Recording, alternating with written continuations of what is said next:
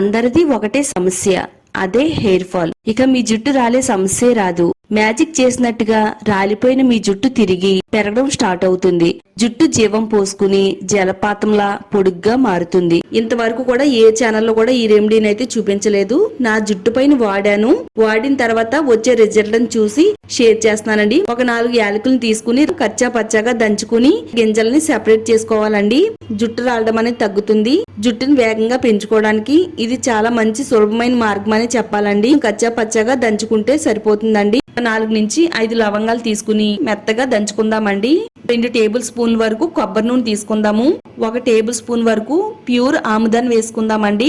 తలలో తెల్ల వెంట్రుకలు రాకుండా కాపాడుతుంది. జుట్టు బలంగా దృఢంగా పెరిగేలా చేస్తుంది.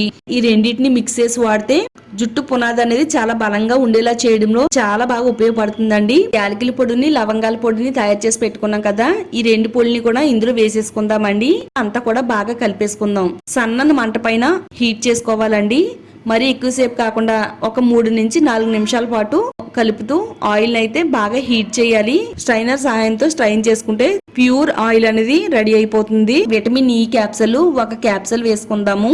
అధిక హెయిర్ ఫాల్ తగ్గిస్తుంది. జుట్టుకి కావలసినంత రక్త ప్రసరణ అందించి హెయిర్ అనేది తొందరగా పెరగడానికి ఇది చాలా బాగా సహాయపడుతుంది.